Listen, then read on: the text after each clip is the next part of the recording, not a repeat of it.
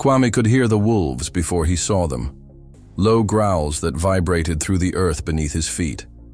His heart raced. He turned quickly, but there was nothing but the whispering of the tall grass swaying in the breeze.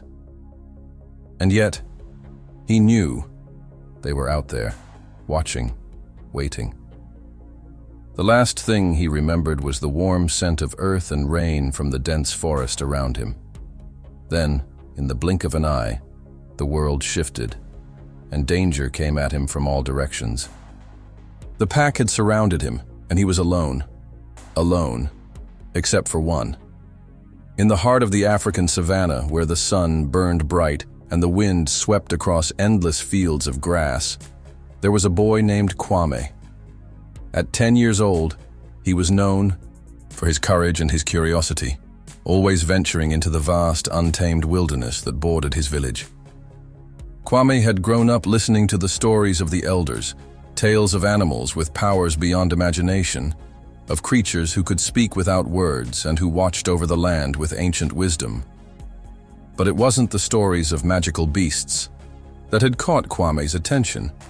It was the real, living creatures that roamed the forest. Among them, there was one who was unlike any other: Simba, the lion. Simba wasn't like the lions the villagers spoke of in fearful whispers, those fierce creatures that could rip a man apart with one swipe of their claws. Simba was different. He was Kwame's friend, a lion with a golden mane that seemed to glow like the sun itself. When Kwame was just a boy of 6, he'd wandered into the forest and stumbled upon a cub, weak, alone, and abandoned by his pride. Without thinking, Kwame had reached out to the cub, and the lion cub had nuzzled him gently, as if it had been waiting for him all along. From that moment, they shared a bond that was beyond words. Kwame and Simba were inseparable, companions in a world where the wild could be both beautiful and dangerous. Simba never left his side, not even when the villagers warned him to stay away from the forest. Lions are wild, they would say. You cannot trust them. But Kwame knew better. He knew that Simba understood him in ways no one else could. That was why, when the sun was high in the sky and Kwame set out on his own into the forest that fateful day, he had no fear. Simba would be there, watching over him from the shadows. But what Kwame didn't know was that on this day, danger would come for him in a way he could never have imagined. Kwame had wandered farther than he ever had before. He was on a path he knew well, one that led deeper into the forest. The trees towered overhead, their branches thick with leaves that filtered the sunlight into patches of soft gold. Kwame's mind wandered, lost in the rhythm of his steps, when, suddenly, he heard the unmistakable sound of movement in the brush, a flicker of motion to his right. Kwame froze, his heart leaping into his throat. He wasn't alone. The wolves emerged from the undergrowth, their eyes gleaming like sharpened knives. 6 of them, their fur matted and thick with hunger.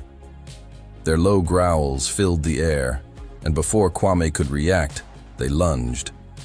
Kwame didn't have time to think. His body was paralyzed with fear as the pack closed in. He turned, scrambling for safety, but the wolves were too fast. One snapped at his ankle, sinking its teeth into his skin. Another charged at his chest, its claws scratching through his shirt, its breath hot and rancid. Terror coursed through him. He had no way of fighting back. He had no weapon, no way to defend himself. His only hope was that Simba would hear him, that Simba would come. And just when Kwame thought the wolves were going to finish him, there was a roar, deep and thunderous, that shook the very ground. Simba's arrival. The wolves froze.